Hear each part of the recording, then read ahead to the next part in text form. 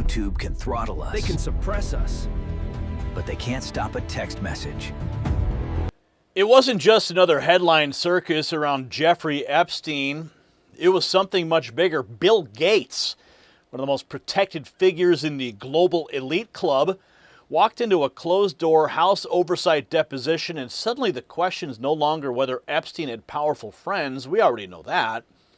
The question is why so many influential people kept meeting with him, emailing him, and working around him after his crimes were public. Under President Trump's Justice Department, more of these files are finally seeing daylight, and now Congress is pushing higher up the chain. So here's the real question tonight. Is this where elite accountability finally starts?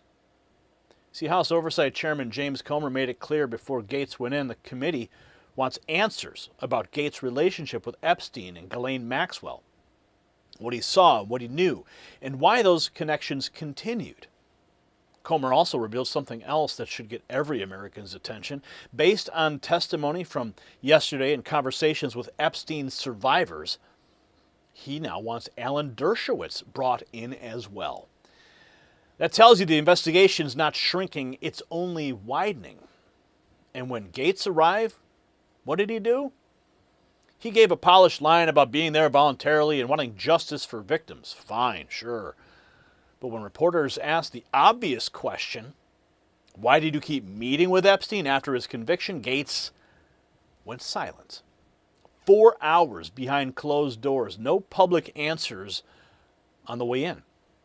And a political class that for years acted like the public had no right to ask. Well, that era is ending. The Trump administration has helped create an accountability environment where these elites are finally being forced to explain their decisions, not just hide behind PR handlers and billion-dollar foundations.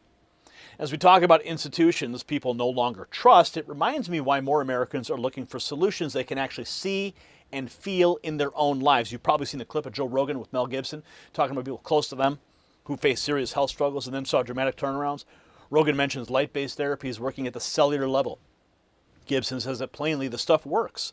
And that got my attention. In my own life, I watched something similar with my wife, who dealt with constant discomfort and anxiety for far too long. And that's why I want you to check out Red Light Therapy from Jonathan Otto at myredlight.com. It's a practical tool many Americans are turning to as they take ownership of their health instead of waiting on broken systems. Visit myredlight.com, use NNN25 for individual items or NNN30 for bundles. Take a look and see if it's right for you and your family. Now back to a story that's really about whether the powerful ever face the same scrutiny as everyone else. Because here's the part the establishment media still does not want to say plainly. Bill Gates is not important here just because he's rich. He matters because he sits right at the crossroads of technology, philanthropy, public health, and political influence. That's why the deposition matters.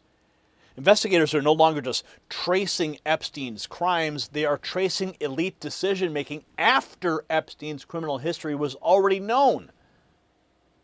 And once you understand that, every ignored question, every carefully worded answer, and every closed-door witness suddenly means a lot more.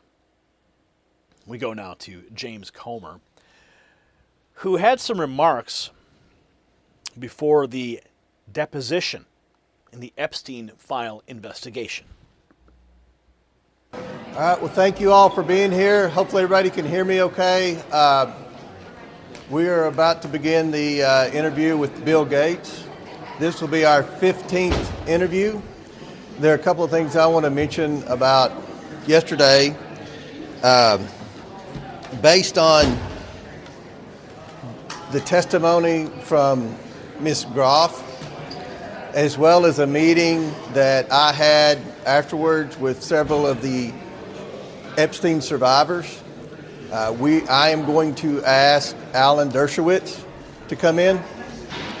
We will have questions for him. We're going to give him an opportunity to come in and answer several questions that arose yesterday based on Ms. Groff's testimony and some things that some of the Epstein survivors said. So we're proceeding along. Hopefully this interview today will be productive and help us learn more and help us in our investigation as we move forward. I'll be happy to answer a couple of questions. Chairman, Yeah. what are you expecting to ask Bill Gates today? What information are you hoping to get from him? Well, the same information I think other members of Congress have said. We just want to know about his relationship with Mr. Epstein and Ms. Maxwell. What did he see? Did he know what was going on? Was he involved in any of this? I'm sure as we ask questions, more questions will arise. I will say this, no one's accusing Bill Gates of any wrongdoing, and I certainly appreciate him coming in voluntarily. Mr. Chairman, thank you. So clearly the investigation is still ongoing, given you're now asking Mr. Dershowitz to come in.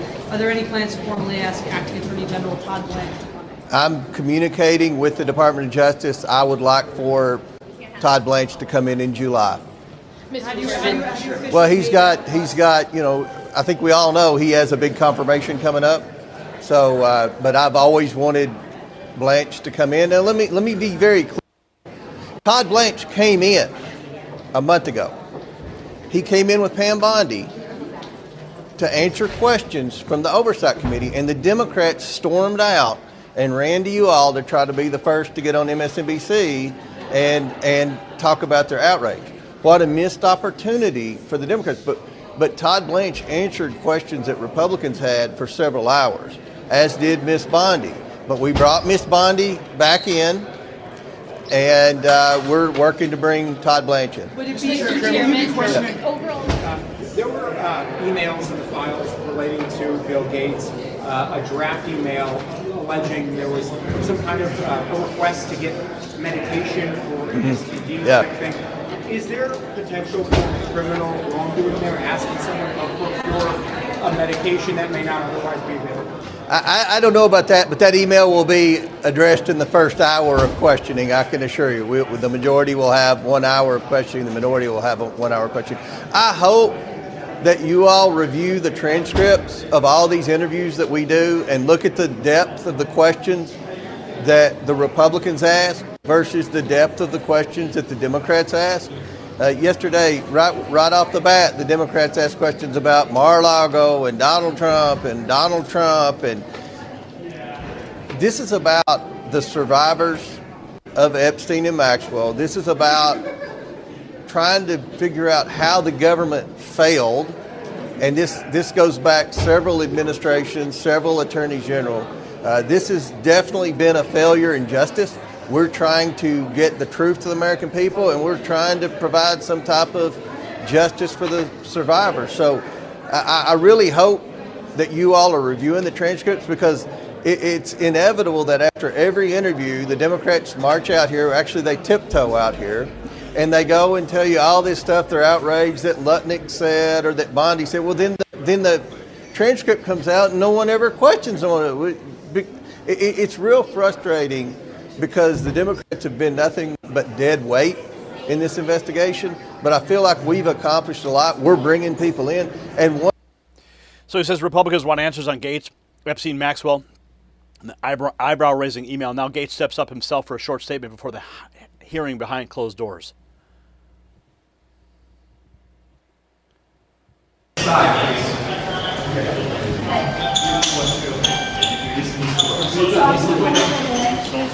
what's your response to tell me something?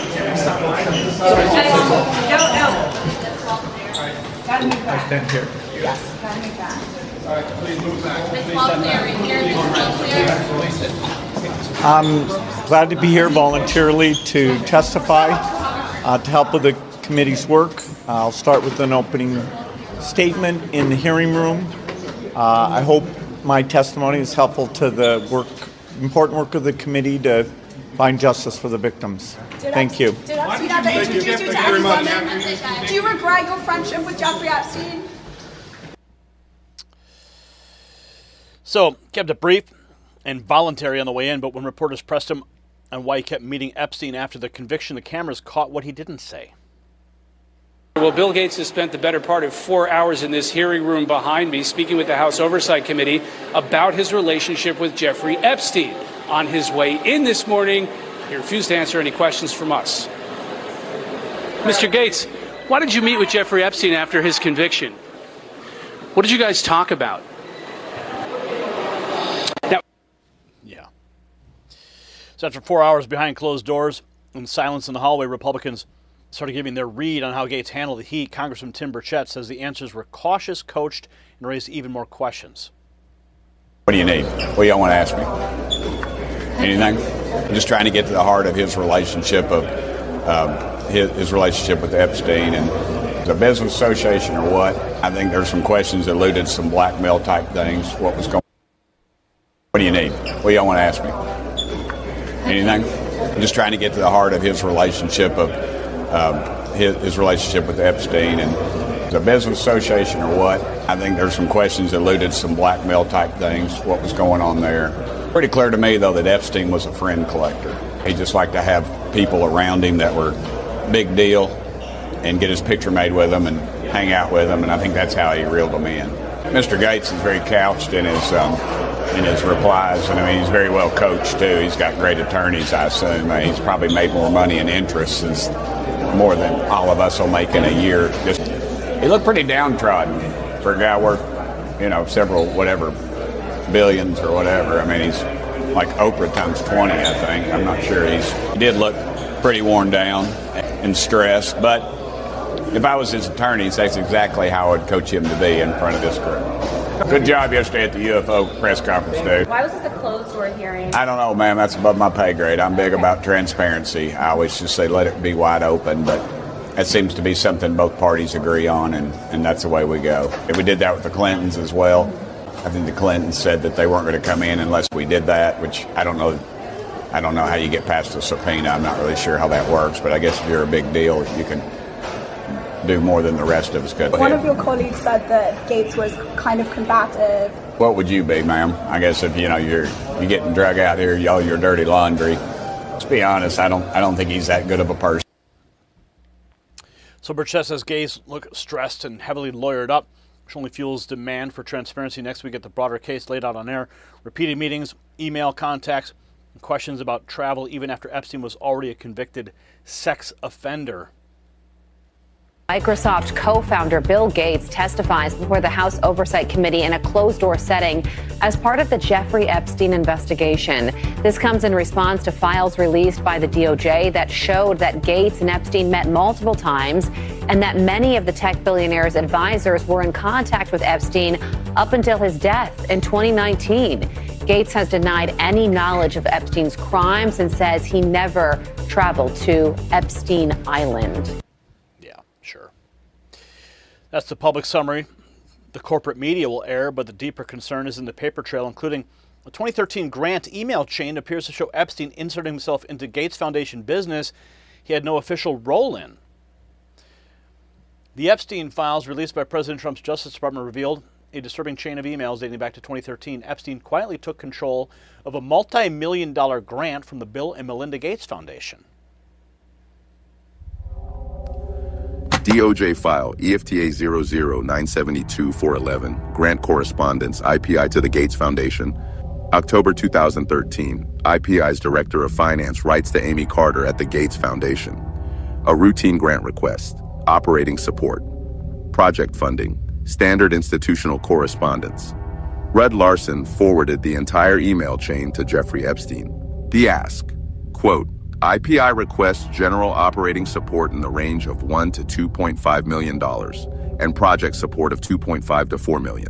Epstein's response 8 days later, quote, do not send anything else, anything, without letting me see it before it goes, not after. Please. The idea that there is no accounting after months will present a problem. This is not a passive recipient. Epstein was demanding pre-approval of IPI's communications with the Gates Foundation. He was asserting editorial control over the grant relationship itself. A convicted sex offender, gatekeeping a multi-million-dollar philanthropic channel. 2 weeks later, the Gates Foundation signed a grant agreement with IPI for $2.5 million. General operating support. The same year, Epstein lent Rudd Larson $130,000 in a personal loan. Epstein's will later left $10 million to Rudd Larson's children. $2.5 million from Gates to IPI, $130,000 from Epstein to Rudd Larson, $10 million in the will. And Epstein demanded to approve every word that IPI sent to the Gates Foundation. He held no position at either organization. So the grant documents raise a bigger question than bad judgment. What exactly was Epstein helping coordinate around Gates' orbit next? The next clip pushes that argument even further, tying old emails to pandemic simulations, vaccine funding, and mRNA planning. This whole thing appears to have been planned. The Epstein files came out recently, and, Epstein, Gates, J.P. Morgan, all these individuals were working on vaccine profiteering constructs back starting in 2013. They were discussing pandemic simulations. DARPA, the Depth P3 program, in about 2012, that project was basically to develop pandemic countermeasures using messenger RNA. And then we got up to 2019 with Bill Gates, Gates Foundation, John Hopkins, Event 201. Yeah. They were doing a pandemic simulation 2 months before the pandemic began with all of the corporation head CEOs, basically to say, this is what the we're deputy do. of the CIA was there. Yeah. So. Of course, we're seeing that again with the tick releases and Ebola vaccines, but that claim blows past social ties and into motive, money, and influence. But before any of that, Gates was already struggling to explain himself on national television, delivering one of the coldest answers you'll ever hear when asked what lesson came from the Epstein meetings. He was being interviewed about Epstein on TV, gave the weirdest answer. At that time, that you had a number of meetings with Jeffrey Epstein, who, when you met him 10 years ago, he was convicted of soliciting prostitution from minors. What did you know about him when you were meeting with him, as you've said yourself, in the hopes of raising money? I had dinners with him. I regret doing that. He had relationships with people he said, would give to global health, which is a interest I have. Not nearly enough philanthropy goes in that direction. Those meetings were a mistake. They didn't result in what he purported, and I cut them off. That goes back a long time ago now. So there's nothing new on that. It was reported that you continued to meet with him over several years, and that, in other words, a number of meetings. What did you do when you found out about his background? Well, I've said I regretted having those dinners, and there's absolutely nothing new on that. Is there a lesson for you, for anyone else looking at this? Well, he's dead, so in general, you always have to be careful. I'm very proud of what we've done in philanthropy, very proud of the work of the foundation. That's what I get up every day and focus on. But he's dead. But he's dead, and you got to be careful. Yeah. What does that tell you? Right? See, this is the real turning point. The Epstein story is moving from a scandal about one monster into an examination of how the ruling class operates. Why do people keep taking meetings? Why keep the emails going? Why maintain any relationship at all after the warning signs were impossible to miss? We also now have renewed scrutiny over files showing Epstein inserted himself into grant communications involving the Gates Foundation. Not as some passive bystander, but as someone apparently trying to exercise control. Add in Gates' old public comments, including that bizarre line that, well, he's dead. You start to see the deeper issue. It's not only about Epstein. It's about judgment, access, influence, and whether America will finally demand one standard for everyone, including billionaires and their friends. So let's just keep this simple, shall we? The American people are just tired of watching one set of rules for the connected and another set for everybody else. And that's why the story still matters. Not because the public needs another reminder that Epstein was evil. We know that. What What the country wants now is accountability for the people who kept orbiting him, benefiting from access or pretending not to notice what was right in front of them. And yes, some side claims tied to pandemics and mRNA are circulating hard online, and they're separate claims. But it's not just outrage. The core issue here is already serious enough.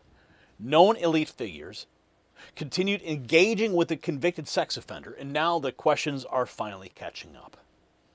If you believe every name, every meeting, every communication should be fully exposed, share this report right now. Comment below with one word: transparency. Now, do you believe that Bill Gates told the full truth to Congress? Yes or no? If you want more America First reporting that actually goes where the corporate press refuses to go, subscribe and stay with us. But text those words "raw feed" to 844-840-4963. We're cutting out the middleman. We're going direct to you. Thousands of patriots have already texted those words, and they're getting the inside scoop from me directly. They're getting the notifications that YouTube's supposed to send you, but never does. So make sure you do that before you leave this video. And also celebrate America 250 with the Next News Network. Check out the Next News merch shelf below this video or shop.nextnewsnetwork.com. Pick up something you like, and let's celebrate America together. The system controls information. Information control is power. I want you to see this. The truth only survives together. They don't want this shared. Share this now.